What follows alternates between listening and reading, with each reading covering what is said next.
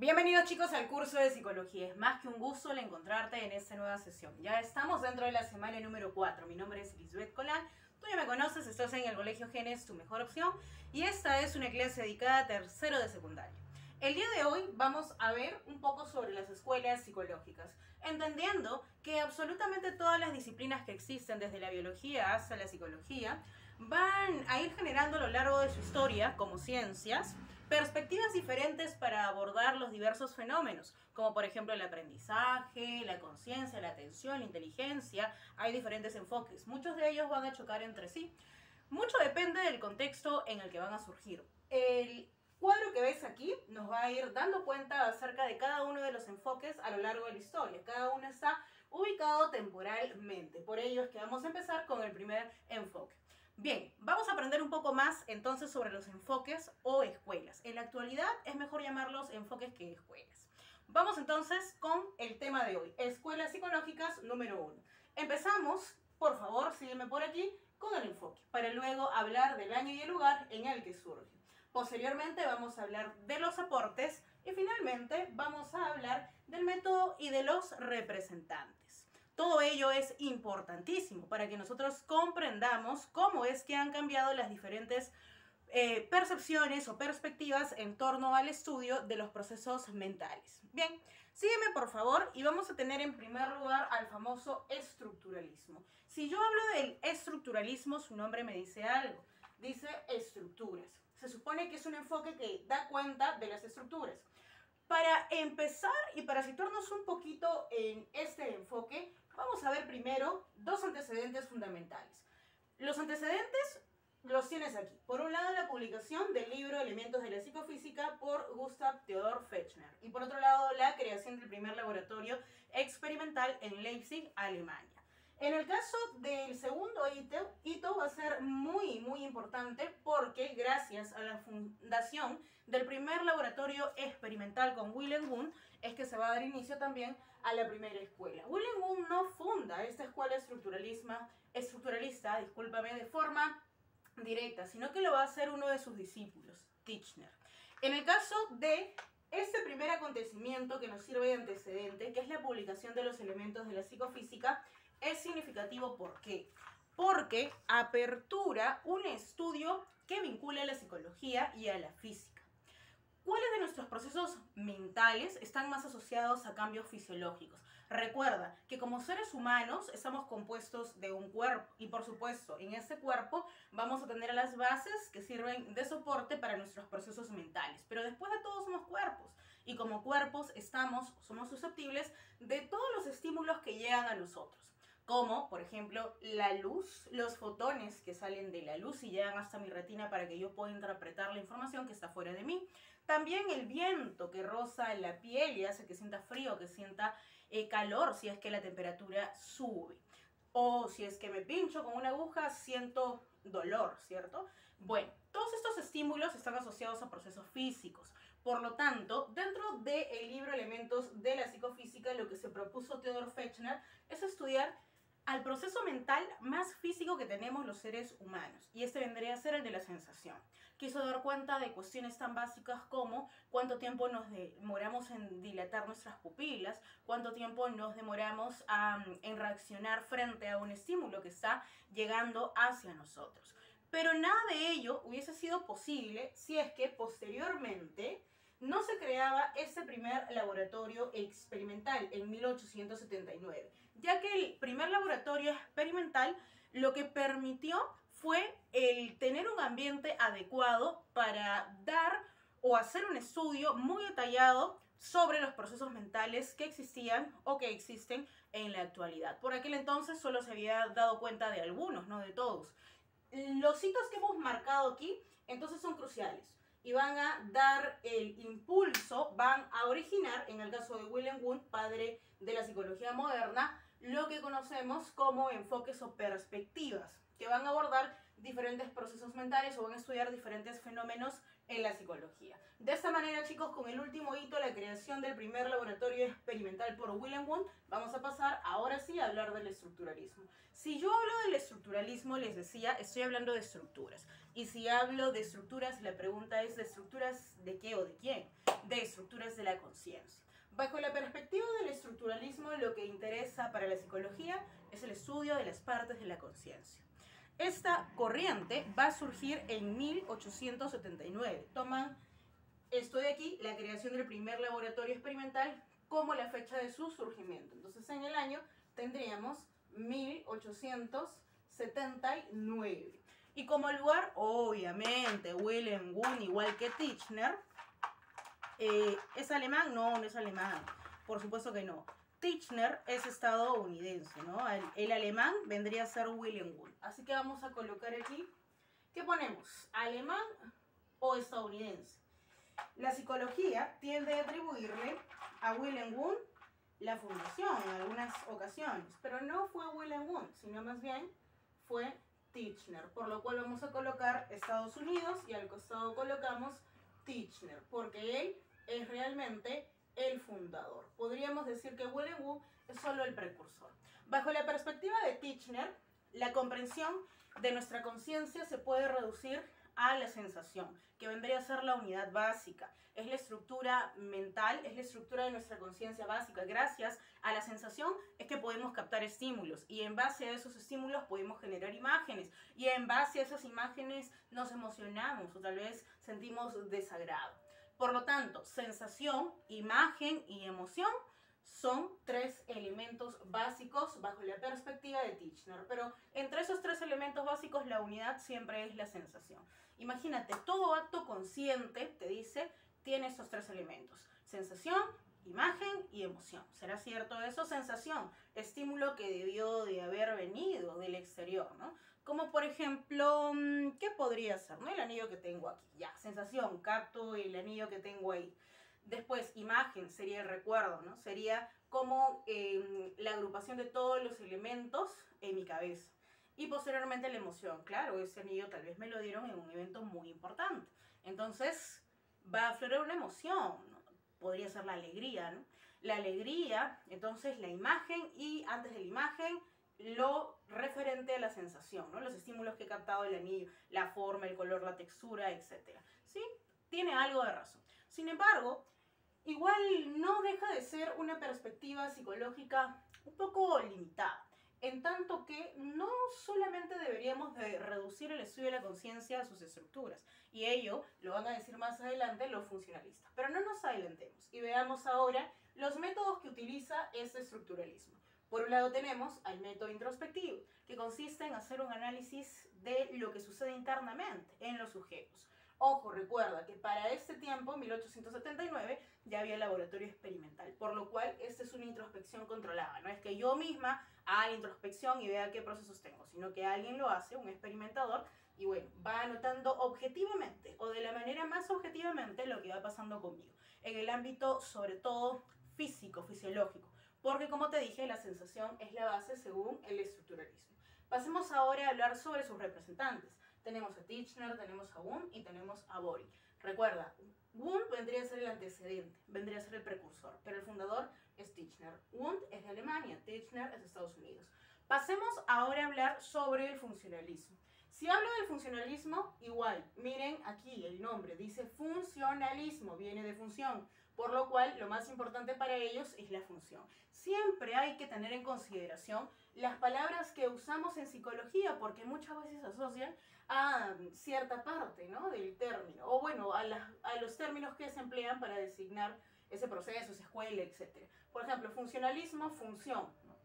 Bueno, entendemos lo que es una función, una característica o tal vez el fin, ¿no?, que busca determinada, en ese caso, determinado enfoque, ¿no? Y ismo significa o está asociado a lo que es ideología, ¿no? Es como una perspectiva en torno a la función, ¿no? Bueno, vamos entonces a hablar del funcionalismo. Y si hablamos del funcionalismo, este surge en 1896. ¿Dónde? En Estados Unidos. 1800, entonces colocamos por aquí 96. 96. Listo. ¿Dónde surge? Igual en Estados Unidos. ¿Quién es el fundador de esta corriente? El fundador se llama John Dewey, también conocido como Dewey. Es conocido no solo por ser un psicólogo, sino también por ser un filósofo. Es un filósofo que está dentro de la corriente funcionalista. Bajo la perspectiva de los funcionalistas, las estructuras de la conciencia no son tan importantes como las funciones que la conciencia cumple. Más que buscar cuáles son esas estructuras, sensación, imagen y también emociones, lo que deberíamos de hacer, dicen los funcionalistas, es ver para qué nos ha servido esa conciencia. Y si nosotros retomamos al funcionalismo, no debemos dejar de hablar de este personaje. Vamos a colocar aquí antecedente. Sus antecedentes, ya está, antecedentes, los vamos a encontrar en un icónico personaje conocido por ser el más grande biólogo que habló acerca de la teoría evolutiva. Estoy hablando de Charles Darwin. Charles Darwin. ¿Por qué el antecedente lo vamos a ver en Charles Darwin? Porque si me interesa más la función que cumple la conciencia, entonces eso quiere decir que me interesa también el cómo la conciencia me ha ayudado a adaptar al medio ambiente. Eso es lo fundamental de la conciencia. Dirán los personajes como Dewey, dirán los personajes como James y los personajes como Lange. No interesa tanto cuáles son las estructuras, qué piezas hay en el rompecabezas, sino para qué te sirven esas piezas de rompecabezas. Y ni siquiera está buscando las estructuras ni las piezas de rompecabezas, sino que está buscando cuáles son las funciones de esa conciencia. ¿Para qué me ha ayudado la conciencia? Para adaptarme. Gracias a esa conciencia es que yo he podido sobrevivir como especie, diría personajes como John Dewey.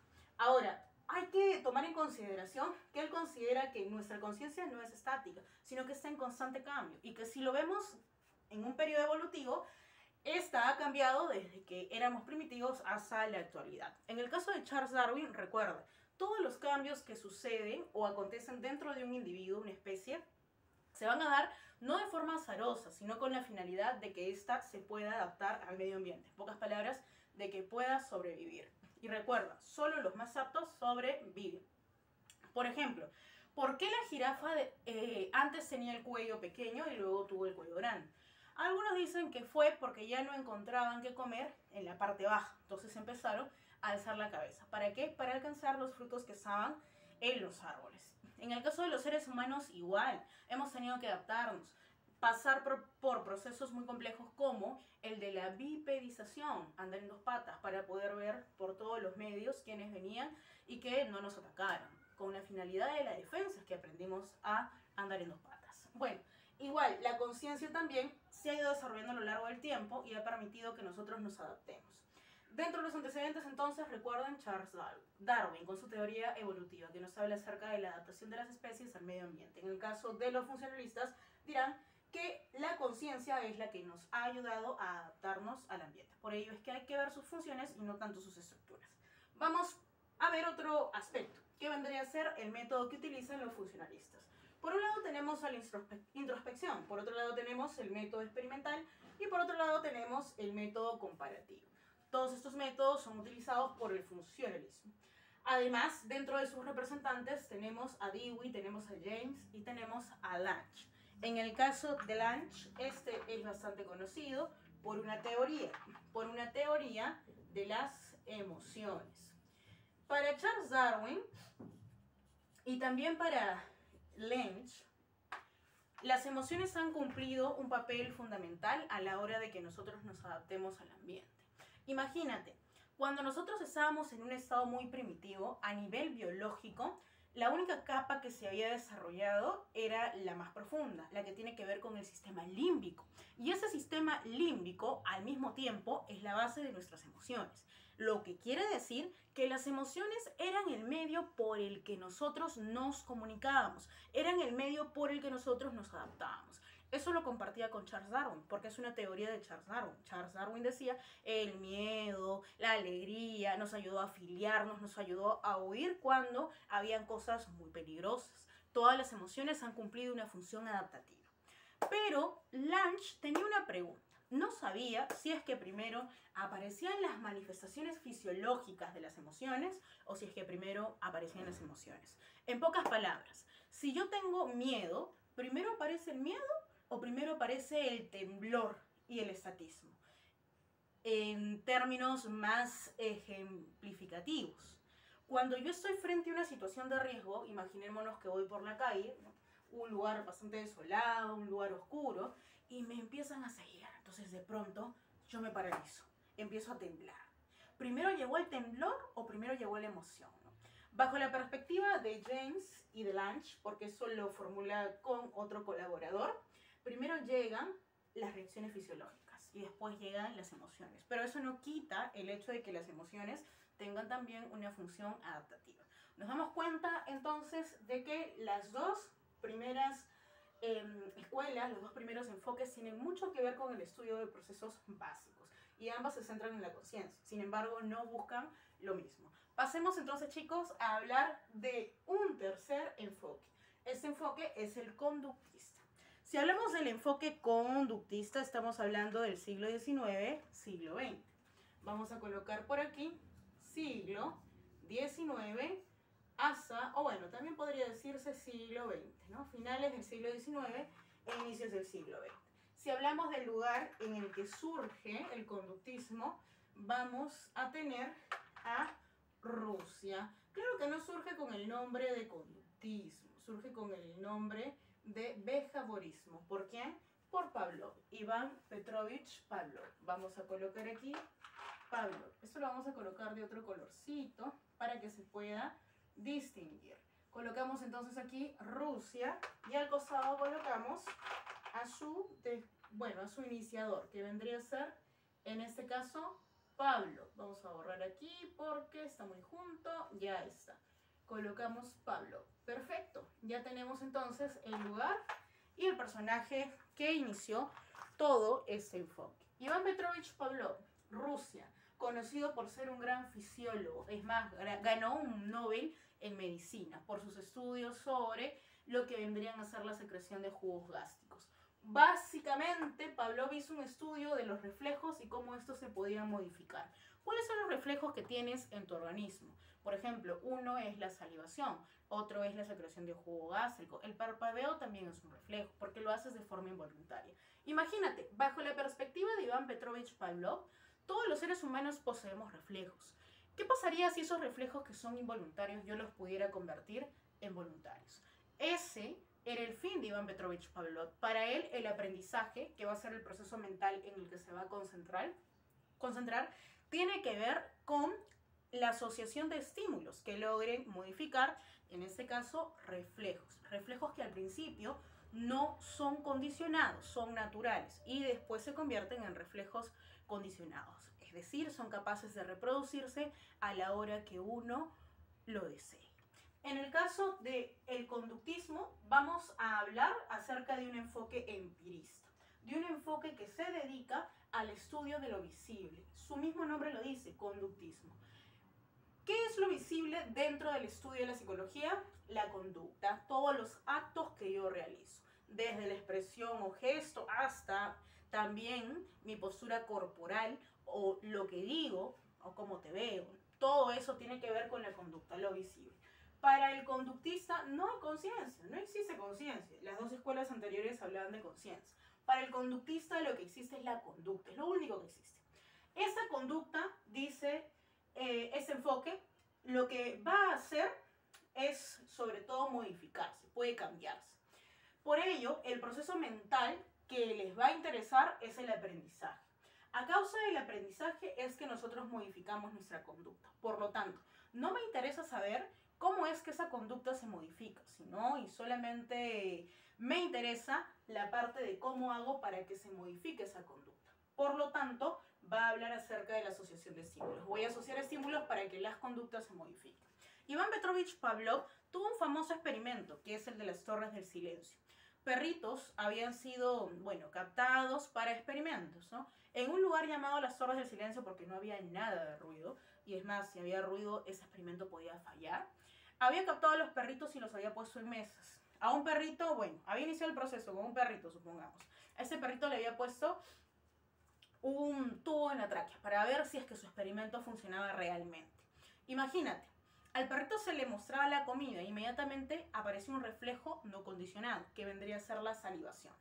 La comida aparecía como un estímulo, porque era un elemento que le causaba una respuesta. Todo lo que genera una respuesta dentro de nosotros se llama estímulo. Podría ser la luz, podría ser el viento, podría ser un sonido, etc. Todo lo que ocasiona en nosotros una respuesta es un estímulo, entonces. En este caso, el estímulo vendría a ser la comida. Tenía un estímulo el perrito, que era la comida. Era un estímulo incondicionado, porque no dependía de nada más. Solo le mostraban la comida y el perrito automáticamente salivaba. La salivación es una respuesta, ya no es un estímulo.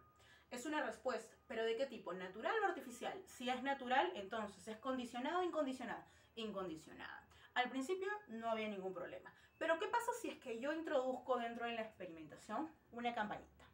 Si yo introduzco una campanita, antes de darle la comida al perro, toco la campana y le doy la comida, el perrito va a estar ajeno porque no sabe para qué es la campana. Pero supongamos que yo repito muchas veces este mecanismo. Campana, comida, campana, comida, campana, comida. Llegará un momento en donde el perrito diga, cada vez que suene la campana, entonces hay comida. Campana, comida, solamente campana. Automáticamente el perrito, ¿qué hace? Saliva. La campana es un estímulo que está solito o que va asociado a algo más para que funcione. Va asociado a algo más. Por lo tanto, al principio esa campana que no hacía nada era un estímulo neutro porque no causaba ninguna respuesta. Pero ahora que la campana, al momento de ser sonada, hace que el perrito salive, va a ser un estímulo de tipo condicionado. ¿Por qué condicionado? Porque se asoció al primer estímulo, la comida, al estímulo incondicionado. Vamos ahora a ver que la respuesta ya no es de forma innata, natural, sino que es producto de esta asociación.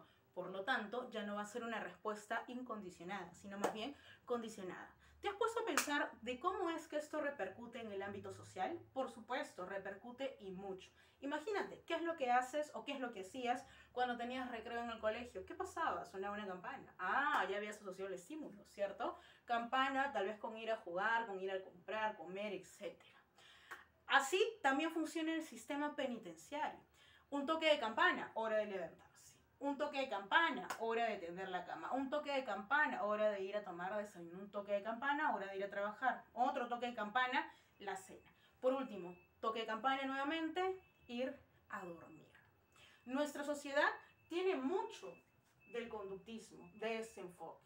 Es más, Iván Petrovich Pavlov solo es el iniciador, porque el conocido realmente como el fundador del conductismo es Watson, quien aplica todo lo que dijo Pavlov y también Skinner, otro representante del conductismo, para hablar ya no de un condicionamiento en animales nada más, sino también en seres humanos. Su experimento más famoso es el del niño Albert.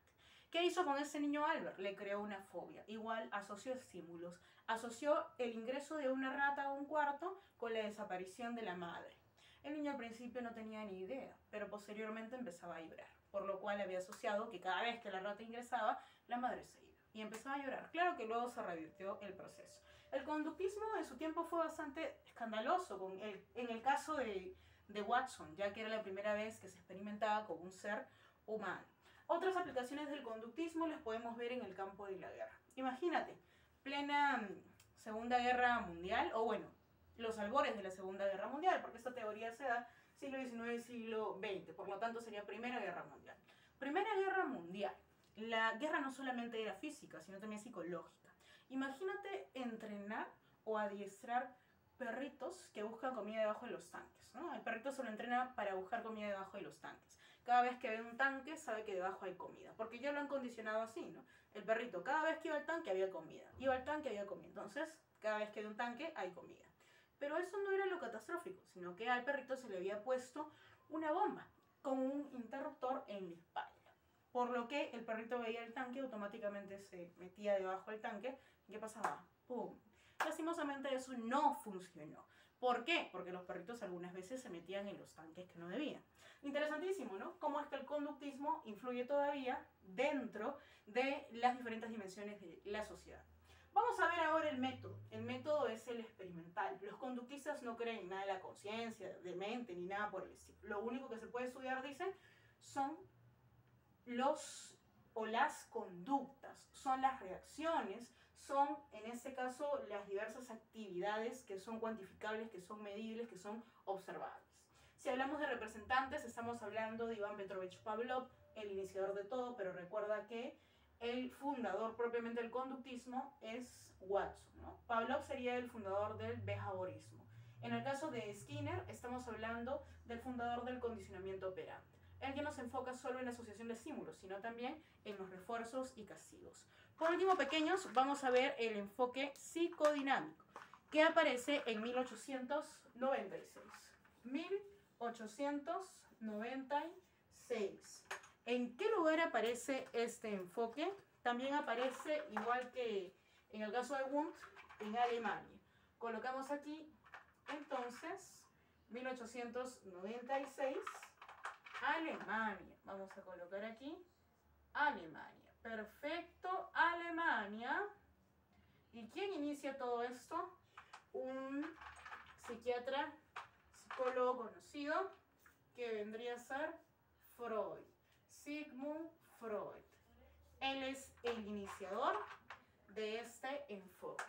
Imagínate tú, los conductistas estaban enfocados en el estudio de ¿qué? De aquello que se podía cuantificar, pero los psicoanalistas pensaban que lo más importante no era lo que se veía, sino más bien lo que escondíamos. El estudio que ellos van a realizar es sobre todo de la personalidad. Para ellos la personalidad está compuesta de 3 dimensiones: el yo, el superyo y el ello. Siendo el yo la parte real, la parte consciente, esta parte en donde yo no hago cosas malas porque soy consciente de las consecuencias. Esa vendría a ser la parte del yo, ¿no? Una parte de la personalidad. Además estaba el super yo, que vendría a ser la parte que me exige que haga cosas buenas, que me dice: Lisbeth, tú eres una persona correcta, moral, te tienes que comportar así, así, tienes que ser así. Pocas palabras, se rige por el principio de perfección. En el caso del ello vendría a ser la parte inconsciente, donde albergo, según Sigmund Freud, la parte más primitiva, el deseo de reproducción y el deseo de matar. Eros, y por otro lado Eris. Eros, el dios del amor, y Eris, la diosa ¿de qué? De la discordia, ¿cierto? De la pelea. Bien, en el caso de el yo, el superyo y el ello, como tienen fines diferentes, van a estar así, en constante pugna. Por eso se llama enfoque psicodinámico. También psicodinámico, psicoanálisis o enfoque psicodinámico. ¿Cuáles son los métodos que utiliza Sigmund Freud? La hipnosis, la introspección, la asociación libre. Todo se hace mediante el lenguaje. El único problema del lenguaje es que también sirve para mentir. Imagínate, dentro de una sesión de hipnosis, ¿no? Estás en un estado relajado de la conciencia y entonces de la nada te preguntan, ¿no? ¿Y qué pasó cuando eras pequeño? Te hacen unas interrogantes y tú dices cualquier cosa y de repente culpas a alguien. ¿Qué pasa con ese alguien? Es enjuiciado. Luego descubren que tal vez la persona a la que le realizaron esa introspección o esa hipnosis tenía algún trastorno. ¿Qué pasó con la otra persona? Fue a la cárcel descuidadamente porque no había cometido ningún delito. Mucho de ello se manifestó en Alemania, por eso es que se dejó el psicoanálisis de lado, porque el principal método, sus principales métodos tenían que ver con el lenguaje, y el lenguaje también sirve para mentir. En el caso de los máximos representantes del psicoanálisis tenemos a Sigmund Freud. Ya posteriormente hablaremos del neopsicoanálisis. Bien chicos, hasta aquí la sesión del día de hoy, espero les haya gustado, tienen una tarea concerniente al tema que hemos abordado el día de hoy. Cuídense bastante, conmigo será hasta otra oportunidad.